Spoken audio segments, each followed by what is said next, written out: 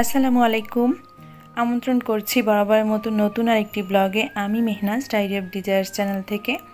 আশা রাখছি আমার আপু, আন্টি এবং ছোট ছোট সোনামণিরা যে যেখান থেকে বসে আজকের নতুন এই ব্লগটি দেখছেন সবাই আলহামদুলিল্লাহ ভালো আছেন।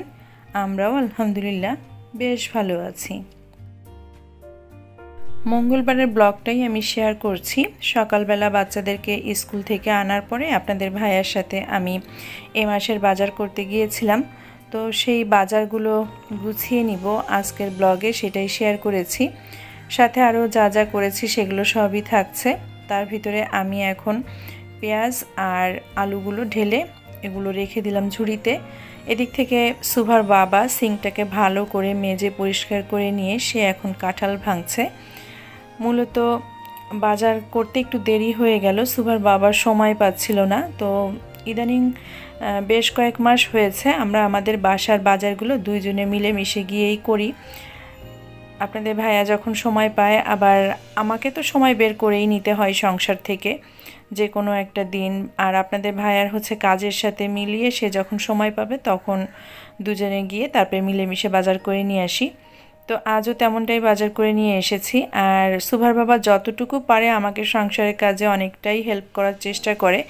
যেমন এই কাঁঠালটা সে এখন হাতে আর ছুরিতে সরিষার তেল মেখে তারপরে কাঁঠালটা ভেঙে নিচ্ছে বাজার করে আসার পরে।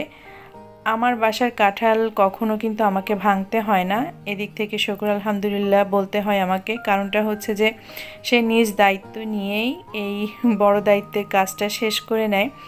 আর আমারও ভালো লাগে যে আমারও তাকে নিয়ে অত বেশি খ্যাসখ্যাস করতে হয় না যে কাঁঠাল খুলতে পারবো না, ভাঙতে পারবো না, তুমি ভাঙো, এনেছো কেন, বা এরকম কোনো কিছু বলতে হয় না। সে কাঁঠাল আনে আমাদেরকে খাওয়ানোর জন্য, আবার নিজ দায়িত্ব থেকে আবার সেই কাঁঠালটা ভেঙেও রাখে। কারণ এই যে হাতে প্রচুর আঠা মাখে, এই আঠা মাখানোর দায়িত্বটা সেই নেয়। বাসার এরকম অনেক কঠিন কঠিন দায়িত্বই সুভার বাবা নাই, এটা খুবই ভালো লাগার একটা বিষয়। যেমন দুইটা বাথরুমই কিন্তু সে সব সময় পরিষ্কার রাখে, প্রতিদিন গোসলের সময় বাথরুমগুলো সে ক্লিন করে নেয়, এটা তার ভালো দিক। যাই হোক, হাজব্যান্ডের অনেক প্রশংসা করেছি, সে এদিক থেকে কাঁঠাল ভেঙে উঠাতে থাকুক। আর আমি যে বাজারগুলো নিয়ে এসেছি সেই বাজারগুলো এক এক করে এখন উঠিয়ে নেই। অ্যাপ্রন পরাই আছে, সে অবস্থায় আমি বাজার গুছাতে বসে পড়লাম। চিন্তা করেছিলাম যে মাছগুলো আগে গুছিয়ে উঠিয়ে পরিষ্কার করে নিব, কিন্তু সে যেহেতু সিঙ্কের ওখানে কাজ করছে তাই শুকনা বাজারগুলো আমি এখন এক এক করে উঠিয়ে নিচ্ছি। শুকনা বাজারের ভিতরে এখানে চিনি এনেছিলাম, চিনিটা আমি কৌটায় ঢেলে নিলাম। ছোলার ডাল রয়েছে, মসুরির ডাল রয়েছে, আর চা পাতি, আর হচ্ছে মিল্ক পাউডার। তো সুভার বাবা আমার কাছে বড় পলিথিন চাইলো, সেই পলিথিনে এই যে কাঁঠালের যে খোসা সেগুলো পলিথিনে ঢুকিয়ে এই পাশে এক পাশ করে রাখলাম।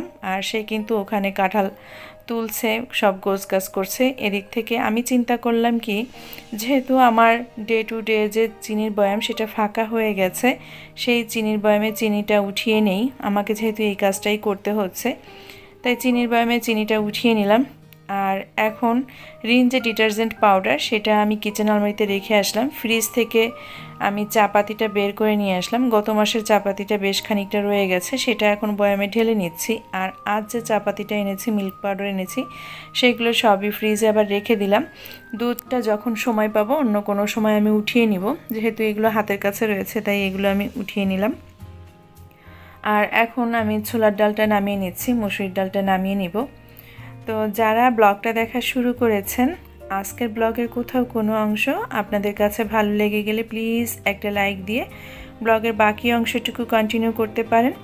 আর যে সমস্ত আপুরা সাবস্ক্রাইব করছেন না কিন্তু ব্লগ দেখছেন, আপনাদের কাছে বিনীতভাবে রিকোয়েস্ট করছি, আমরা তো অনেক কষ্ট করে একটা ব্লগ তৈরি করি, ডে লাইফের যে ঘটনাগুলো সেগুলো আসলে আপনাদের সামনে খুব সুন্দর করেই তুলে ধরার চেষ্টা করি, যার যেমনটাই সংসার থাকুক না কেন। তো এই কষ্টকে একটুখানি স্বীকৃতি পেতে আপনাদের কাছে আমরা প্রতিদিনই রিকোয়েস্ট করি যে সাবস্ক্রাইব করবেন, সাবস্ক্রিপশন করে পাশে থাকবেন। তো আজও তার ব্যতিক্রম না, আপনারা যারা এখনও সাবস্ক্রাইব করেননি, কোনো কারণে হয়ে উঠছে না, তো প্লিজ রিকোয়েস্ট করব যে চ্যানেলটাকে সাবস্ক্রাইব করে আমার পাশে থাকতে পারেন, আমাকে সাপোর্ট দিতে পারেন। অল অপশনটা সিলেক্ট করে রাখবেন, এতে করে নোটিফিকেশনে আমার চ্যানেলের নতুন নতুন ব্লগগুলো পৌঁছে যাবে, চাইলে যখন তখন দেখে নিতে পারবেন। এ পর্যায়ে এসে আপনাদের ভাইয়া বলছে যে চলো সবাই মিলে একটু কাঁঠাল খাই। দুই বাচ্চাকে দিয়ে দিলাম, আর আমি আর আপনাদের ভাইয়াও কাঁঠাল খেয়ে নিচ্ছি। লবণ আর লেবুর রস মাখিয়ে খেলে কাঁঠালটা অনেক বেশি টেস্ট হয়, খেয়ে দেখবেন।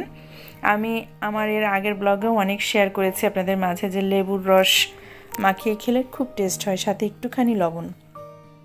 কাঁঠালটা বেশ মজা ছিল।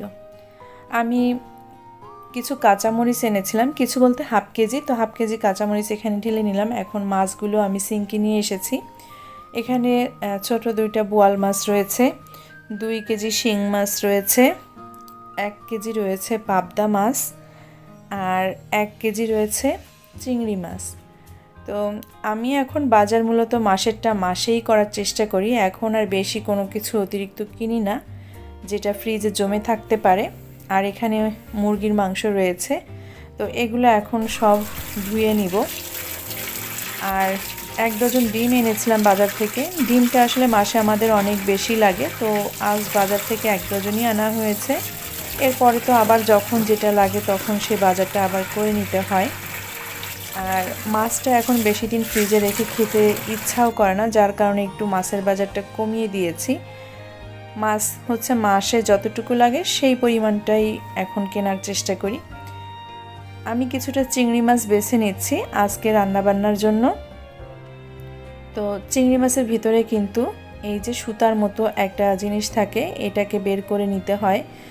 আমার সব আপুরাই জানেন, যারা নতুন দেখছেন আমার চ্যানেলটা বা এটা জানেন না তাদের জন্য বলে দিলাম।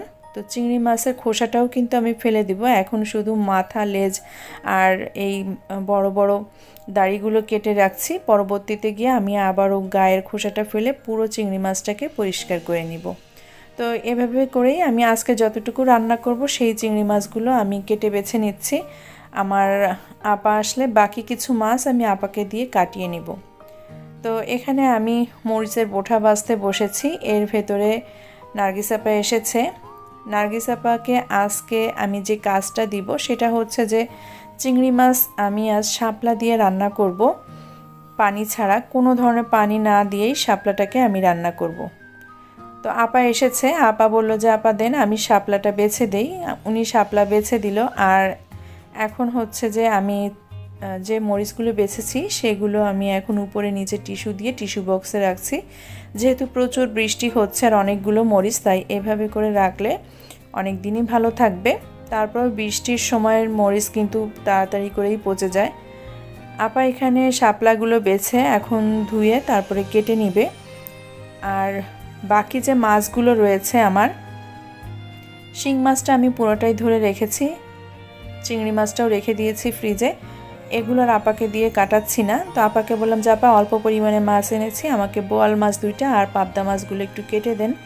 আপা খুব সুন্দর করে কেটে পরিষ্কার করে ধুয়ে এখানে আমাকে দিল যে আপা এখন আপনি বক্স করে করে রাখতে পারেন। তো এখন আমি পাবদা মাছ আর বোয়াল মাছগুলো বক্স করে করে রাখছি।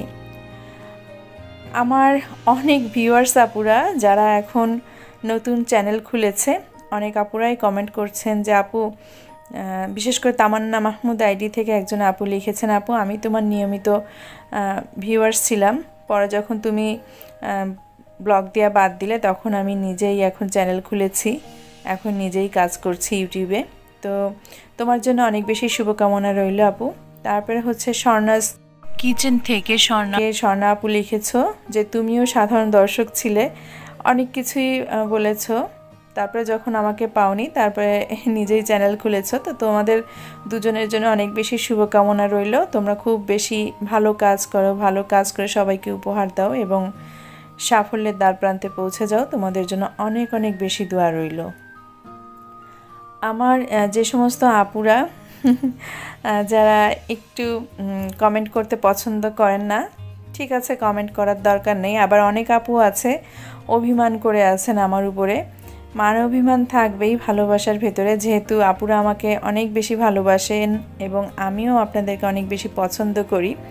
তো সেই সমস্ত আপুদেরকে বলছি, আপু কোনো কারণে আমার উপরে রাগ হলে আমাকে খুলে বলবেন প্লিজ, কমেন্টে বলবেন যে আপু এই জিনিসটা এভাবে না, এভাবে করলে ভালো হতো, বা আপনাকে পাচ্ছি না, আপনি কমেন্টে রিপ্লাই দিচ্ছেন না, আমাকে খুলে বলবেন প্লিজ। আমার খুব প্রিয় একজন আপু, আমি হ্যাঁ, নাম নিচ্ছি না, আপু আমার উপর একটু অভিমান করেছেন। আপু যদি ব্লগটা দেখে থাকেন তাহলে বুঝবেন যে আমি আপনার কথাই বলছি। তো প্লিজ আপু, আমি আপনাকে আবারও সরি বলে নিচ্ছি, আপনি আমার সাথে যোগাযোগ করতে পারেননি। তো কথা বলতে বলতে কিন্তু আমি অনেকখানি কাজ গুছিয়ে নিয়েছি। আর এই যে শাক ভাজি করে নিয়েছি, আর এখন চিংড়ি মাছ দিয়ে শাপলার ঝোলটা করে নিচ্ছি। বাজার করে নিয়ে এসে আমাকে তো সেই উঠতে হয়েছে সকাল ভোরবেলা ফজরের নামাজের সময়। তখন থেকে কিন্তু ননস্টপ আমি চলেই যাচ্ছি, কাজ করেই যাচ্ছি। যেদিন আসলে আমাদেরকে বাজার করে এনে বাজার গুছিয়ে তারপরে সংসারের রেগুলার কাজ কর্ম করে রান্নাবান্না শেষ করতে হয়, সেদিনটা মনে হয় যেন শরীরের উপর দিয়ে একদম আজাব চলে যায়, আজাব হয়ে যায়, এরকম একটা লাগে আমার কাছে। আমার বিশ্বাস করবেন না, মানে আজকের দিনটা যে এতটা খারাপ গিয়েছে। যদিও বা নার্গিস আপা আমাকে হেল্প করেছে, বেশ কয়েক রকমের মাছ কেটে দিয়েছে, 2 রকমের। আপনাদের ভাইয়াও অনেকটা হেল্প করেছে। তার ভিতরে তো বলতে হবে যে বাসাটা গুছানো, 2 বাচ্চাকে খাবার দেওয়া, নিজেদের নামাজ গোসল, আবার এই মাছ ধোয়াধুয়ি করে সেগুলো আবার বক্স করে করে ফ্রিজে গুছিয়ে উঠিয়ে রাখা, মানে সব কাজ সামলে নিতে গেলে শরীরের উপর দিয়ে অনেক ধকল যায় এবং মনে হয় যেন রীতিমতো একটা আজাব শুরু হয়ে যায় শরীরের উপর দিয়ে। তো এই আর কি। তো আমি যেহেতু গতদিন ছোলার ডাল দিয়ে মাংস রান্না করেছিলাম, সেটাও বেশ খানিকটা রয়ে গেছে। ওটা তো বাচ্চারা খাবে, আমরাও খেয়েছি, বাট তারপরে তো রান্না করতে হবে, ডে টু ডে একটা রান্না তো আমাদের থেকেই থাকে। তো এই যে পানি ছাড়া আমি কিন্তু চিংড়ি মাছ দিয়ে শাপলাটাকে রান্না করে নিয়েছি, একদমই পানি দেইনি। আর এভাবে একটু খাওয়ার সময় একটু কসকস করলে বা একদম নরম হয়ে গলে না গেলে কিন্তু সেই শাপলাটা খেতে খুব ভালো লাগে। আর চিংড়ি মাছ দিয়ে শাপলা ভালোই লাগে, আমি কিন্তু কোনো মশলা ইউজ করিনি। তো এখানে ঝটপট হাতে একটুখানি কাঁঠালের বিচি ভর্তা করে নিয়েছিলাম, আর এই হচ্ছে তরকারিটা। আর ওখানে সেই গত দিনের ডাঁটা শাকটা, সেটা আজকে ভাজি করে নিয়েছিলাম। এই ছিল আমার আজকের ব্লগ। ভালো লেগে থাকলে একটা কমেন্ট করবেন। সবাই খুব বেশি ভালো থাকবেন, আমাদের জন্য দোয়া রাখবেন।